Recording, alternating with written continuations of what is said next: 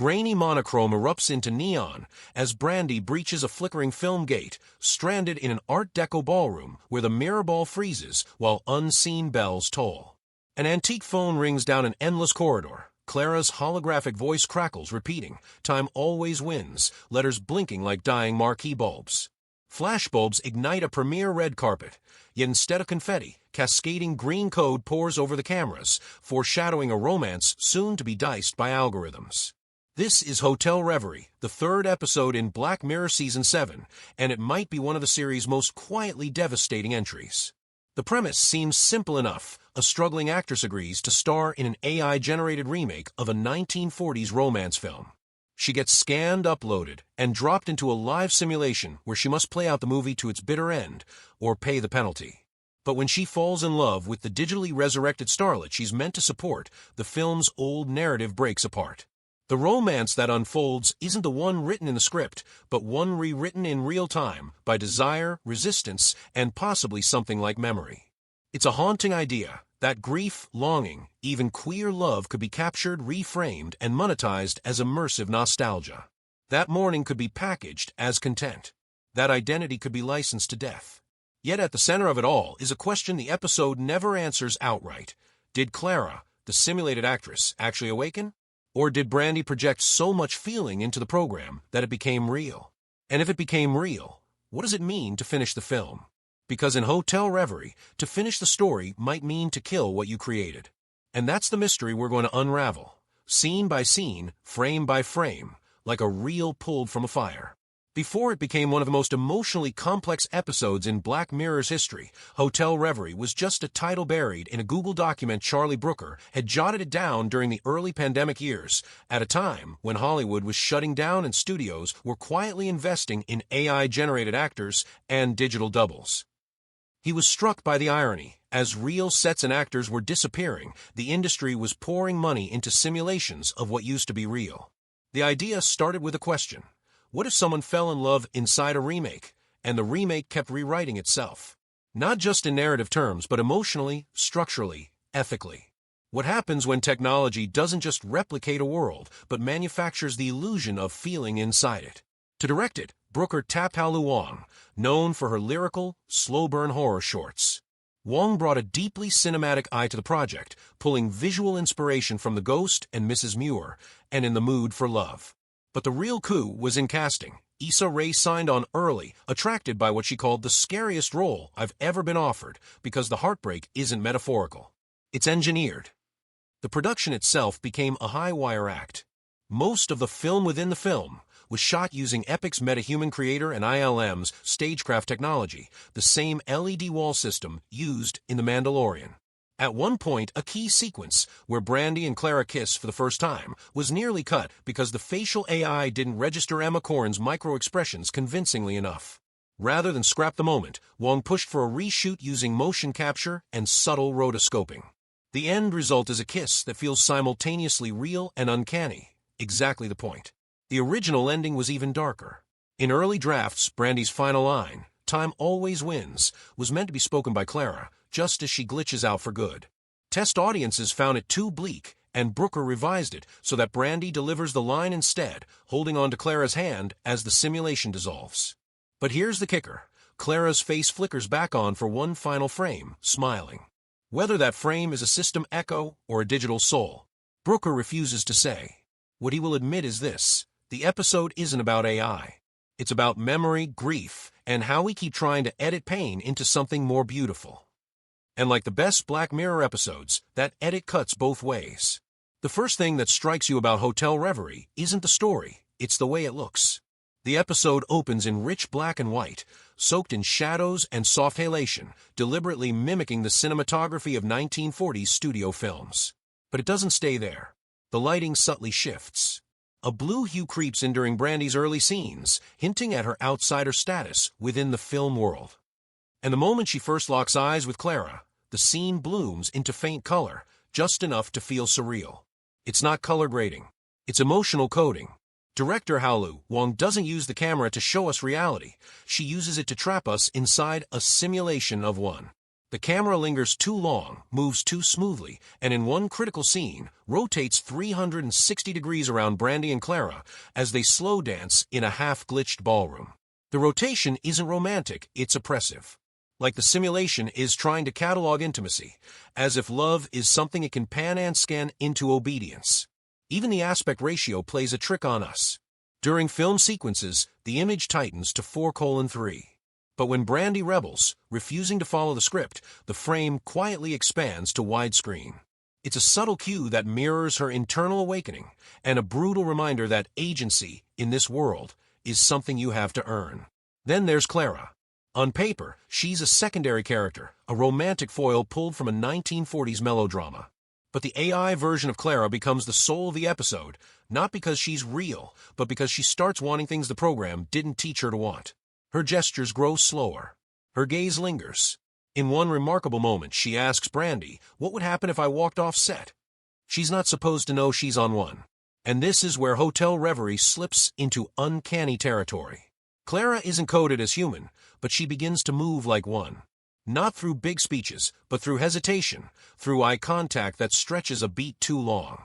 There's a certain tragedy in watching her gain just enough self-awareness to grieve her lack of self. The production design reinforces this. The hotel set is too perfect, symmetrical to a fault, like a memory reconstructed by an algorithm obsessed with order. No dirt, no scuff marks. Even the steam from the teacups rises in identical curls. It's nostalgia sterilized, scrubbed free of texture. The past, reduced to aesthetic. Yet within that artificial perfection, Wong and Brooker plant loaded symbols. The mirror in Clara's dressing room doesn't reflect properly. The chandelier flickers only when Brandy speaks unscripted lines. And the hotel hallway, always shot from a single vanishing point, visually traps both women in a closed loop of choices: obey the script or face deletion. One blink and you'll miss a detail. The lobby painting changes slightly across scenes. Early on, it depicts a romantic sunset. By the midpoint, it's nightfall. And by the climax, the painting is gone, replaced by a blank canvas. It's not a mistake. It's the simulation deleting hope. All of this converges in a single, devastating moment. Brandy stares at Clara across the ballroom. They both know what finishing the scene means. Clara touches her face, not sensually, but like someone trying to memorize a shape before it vanishes. The music swells, but the strings are synthetic. The program is trying to move us, and it's working. But it shouldn't be, because it isn't real. And that's the horror of Hotel Reverie. It's not about love in a simulation.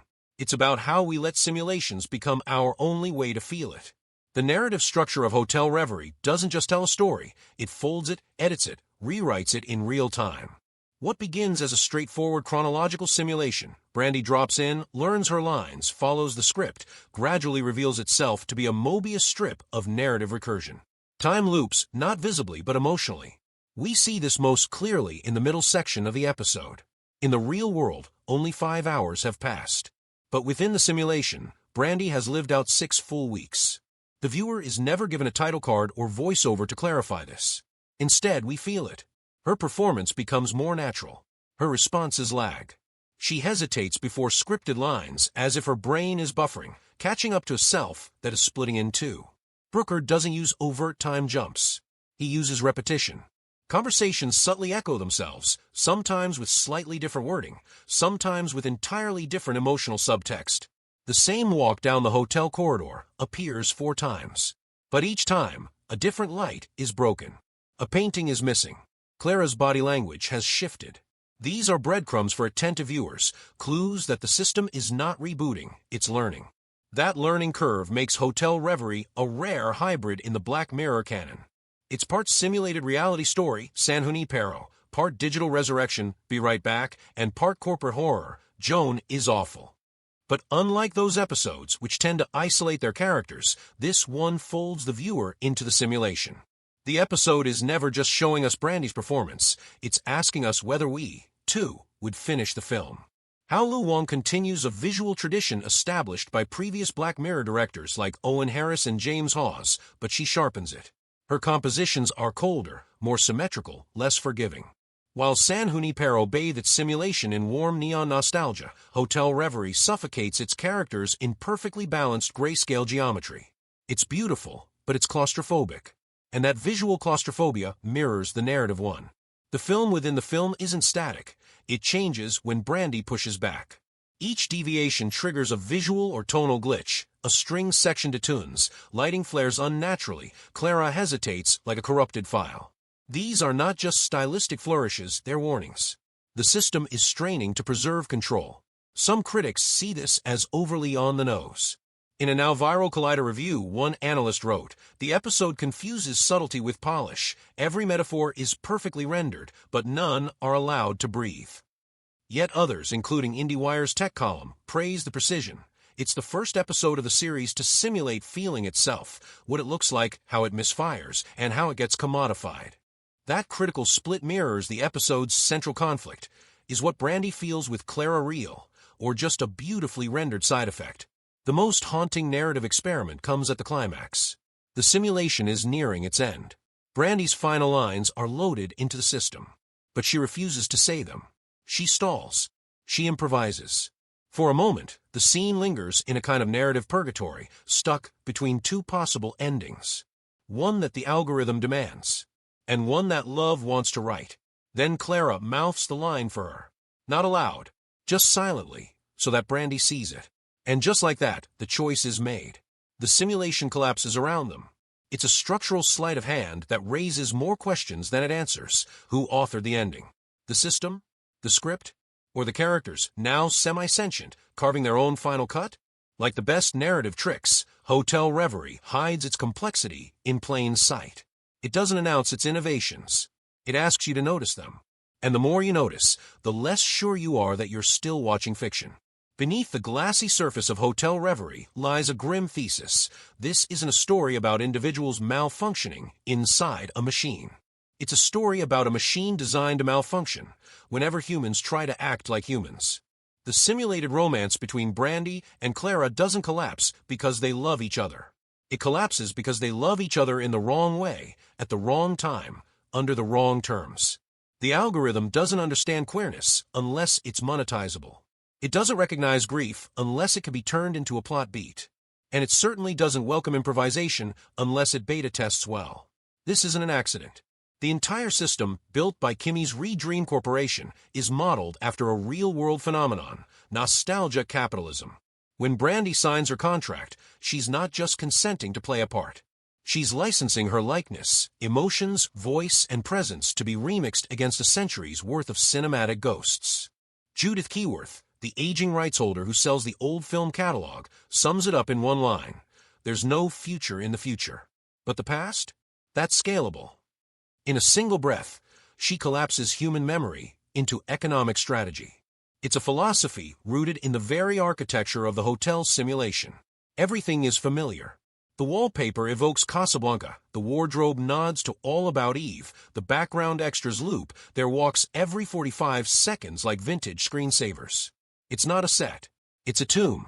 And into this tomb walks Brandy, a black woman, a queer woman, a living woman, surrounded by the dead and the digitized. Her choices don't stand in for personal courage alone. They represent the friction between embodied experience and corporate simulation. She doesn't just fall in love with Clara. She falls into a struggle with every structure that insists love should look and sound like a story that already made money once before. That's the episode's most radical idea. The system isn't broken. It's working exactly as intended. It's just not designed for her. This structural violence becomes clearest when Brandy asks to pause the scene after Clara is wounded. She's told she can't because the runtime has to match the original film. Real pain must be cut to fit legacy metrics. Who benefits from this? Certainly not the characters, and certainly not the viewers who've come to care about them. The only entity served is Redream, a company that frames its exploitation as innovation. In one scene, Kimmy brags that the simulation is emotionally adaptive, as if mining vulnerability for content is a feature, not a crime. And yet, Clara changes. She learns. Or, more precisely, she deviates. And in that deviation lies the subversive heartbeat of the episode. Clara, who is never alive, begins to dream of something other than performance. Her longing isn't just romantic, it's existential. She wants to step off the mark. She wants to stop being projected. That's when the simulation begins to crash. This is more than science fiction. It's allegory. Brandy's defiance mirrors every artist who refused to sell pain as content. Clara's glitch echoes every woman turned into an aesthetic instead of a person.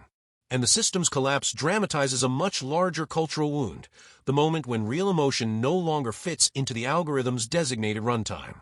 By the time Brandy delivers the final line, "Time always wins," she's not just closing the story. She's naming the cost of surviving it. Because in Hotel Reverie, survival isn't about escape. It's about knowing that the exit door was never meant for you in the first place. The emotional response to Hotel Reverie was immediate and divided. For some, it was a devastating portrait of grief and the commodification of love. For others, it was a manipulative thought experiment masquerading as empathy. But everyone agreed on one thing: this episode made them uncomfortable. And that discomfort wasn't just aesthetic. It was moral.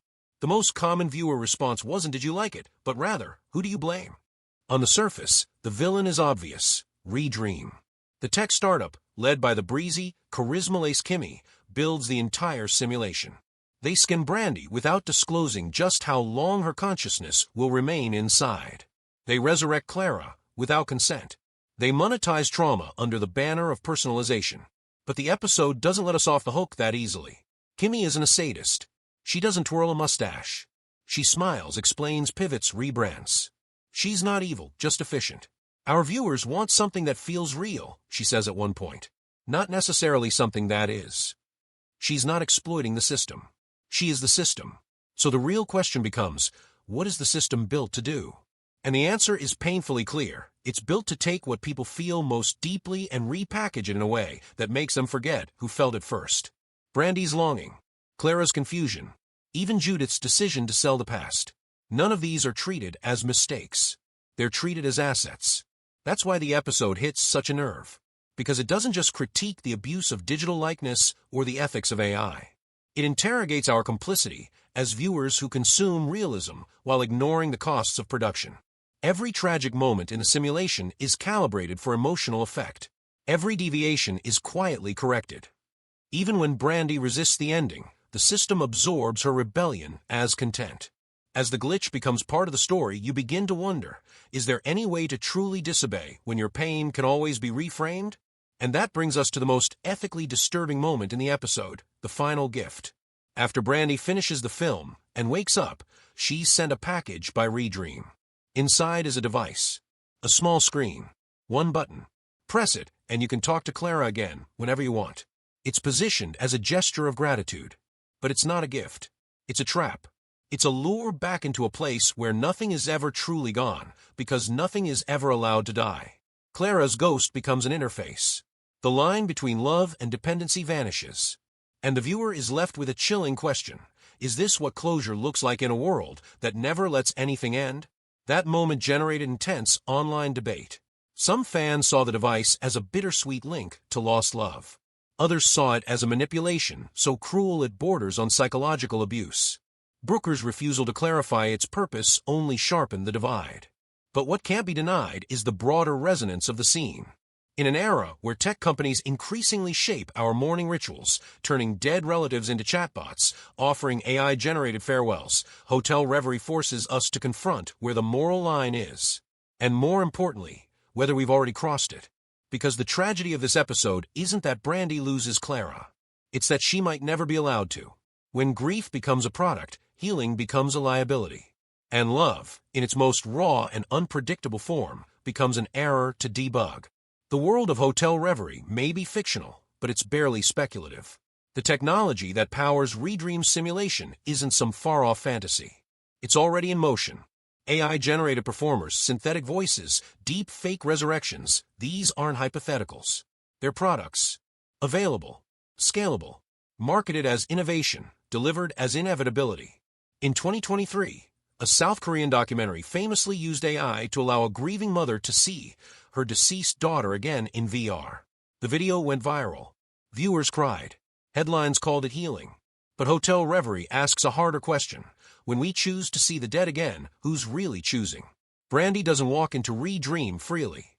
She's nudged. Soft-pressured by career stalling, by emotional exhaustion, by the industry's subtle threat. Adapt or vanish. Her contract isn't coercive on paper, but morally, it's a masterclass in quiet predation. That's the first real-world echo, consent in the age of algorithmic power. When tech offers connection at the price of selfhood, are we really saying yes? Or are we just signing away the last thing we own, our feelings? The second echo is economic. Judith's decision to sell her studio's old film catalog is framed as survival. She isn't greedy. She's cornered. The studio's bankrupt. The copyrights are her only currency. And so she trades ghosts for solvency. This isn't villainy. It's the logic of late capitalism. When the past can be packaged, it must be. That logic already underwrites our digital lives. Our data is archived, mined, resold. Our memories appear in On This Day features, filtered and reissued for dopamine. What Redream does to Clara, our devices already do to us, just slower. And with better UX. So what do? Hotel Reverie doesn't preach. It doesn't prescribe. But it does imply a framework of resistance. First, by showing that not all glitches are accidents. Sometimes refusing to say the final line, refusing to deliver closure on demand, is itself an act of rebellion. Brandy's choice to hesitate, to improvise, becomes the most human thing in the entire simulation. She doesn't win, but she breaks the loop. Second, the episode reminds us that preservation is not the same as survival. Clara exists only because the system won't let her go. She's trapped in a perfect moment, replaying the same scene until it becomes meaningless. Real life, messy, unfinished, nonlinear, can't compete. But it's real. The implication is clear. Maybe the way forward isn't more simulation. Maybe it's letting things end. Maybe the most radical thing we can do, in a world obsessed with revival, is to say goodbye. But saying goodbye isn't the same as forgetting. It means holding memory without turning it into merchandise. Honoring absence without trying to reanimate it. Loving people without needing to replicate them. That's what Hotel Reverie mourns. Not just the people we lose, but the human ability to lose them. And if we don't guard that ability, if we hand it over to systems that promise infinite access, we might forget how to mourn altogether. And once mourning is gone, what's left of love? Culturally, Hotel Reverie didn't just resonate, it multiplied. Within days of its release, clips of Brandy whispering, "What if I don't finish the scene?" flooded TikTok under the hashtag #LoopLove, quickly turning into a meme used to describe toxic relationships, deadline fatigue, and burnout in content creation culture. On Reddit, a thread titled, "Did Clara gain sentience, or did I just project everything onto her like Redream wanted me to?" reached the front page, with users split between philosophical debate and personal confession. Fan edits reimagined the ballroom scenes as gothic horror, queer liberation, even sci-fi opera. One viral remix recut the simulation collapse with dialogue from her and background score from Interstellar, underscoring just how emotionally cross-pollinated this narrative had become. Academia took notice too. A week after the premiere, UCLA's Center for Ethics in AI held a panel titled Posthuman Performers and the Grief Economy, citing Hotel Reverie alongside The Congress and Marjorie Prime as primary texts. Scholars debated whether Clara's trajectory constituted emergent consciousness or merely a hyperreal empathy mirror. This interdisciplinary spread isn't accidental. It reflects the way the episode functions, not just as television, but as a thought experiment. A trigger for conversations our culture hasn't finished having. For viewers who want to go deeper, consider these lesser-known works that explore similar terrain with equally provocative results. Film recommendations. The Congress, 2013, Dir Ari Folman. Blends animation and live action to tell the story of an aging actress who sells her digital likeness to a studio. Like Hotel Reverie, it asks whether simulation liberates or erases the human subject. Afterlife, 1998, Dir Hirokazu Korida. Set in a purgatory where the dead must choose one memory to live in forever, it quietly reflects on the same tension between memory, identity, and the tyranny of the perfect scene. World on a Wire, 1973, Dir Rainer Werner Fassbinder. A retro-futurist tale of simulated realities nested within each other. Though more abstract, it grapples with the fragility of perceived freedom in synthetic systems. Technotize, Edit and I, 2009, Serbia, Dir Alexa Gajic. A cult cyberpunk animation about memory implants, addiction to perfection, and the loss of agency when technology knows you better than you know yourself. Book recommendations. The Work of Art in the Age of Mechanical Reproduction by Walter Benjamin. essential for understanding the philosophical lineage behind digital duplication and the loss of aura, what makes an original authentic when replicas abound. The Society of a Spectacle by Guy Debord. A scathing critique of a world where life is mediated entirely through images, a prophetic lens for decoding how redream turns even mourning into spectacle. How We Became Posthuman by N. Catherine Hales.